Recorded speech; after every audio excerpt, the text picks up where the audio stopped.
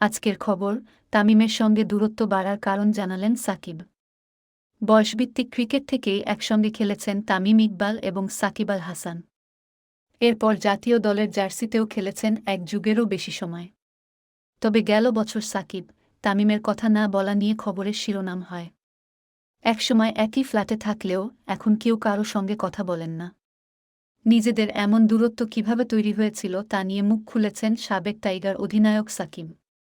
OTT platform বঙ্গবিডিকে বিশ্বকাপে যাওয়ার আগে সাক্ষাৎকার দিয়েছিলেন সাকিব। সেখানে তিনি বলেন, দুজনের মধ্যে কথা হতো না, এটা একদম ভুল কথা।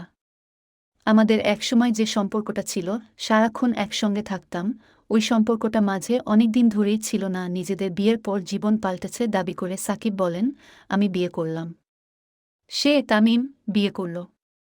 দুজনের বাসা আলাদা আলাদা জায়গায় থাকা, এভাবে নিজেদের জন্য সময়টা অনেক কমে যায়।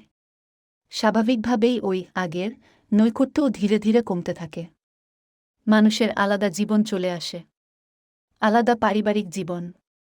এই ব্যস্ততাগুলোর সঙ্গে ধীরে ধীরে সময়টাও পাল্টে যেতে শুরু করে সাকিব। আর বলেন, তারপর যা হয়েছে, মাঠে দেখা হলে যখন কোনো প্রয়োজন হতো তখনই কথা হতো।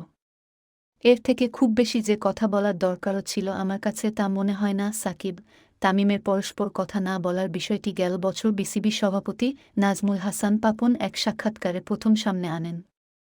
যা নিয়ে সাকিবের মন্তব্য, পাপন ভাই বলার পর থেকে এই ব্যাপারটি আরও আলোচনায় চলে আসে। আমার মনে হয় ওটা বেশি সমস্যা তৈরি করেছে এই সম্পর্কের ক্ষেত্রে, কিংবা এমন পরিস্থিতি তৈরির জন্য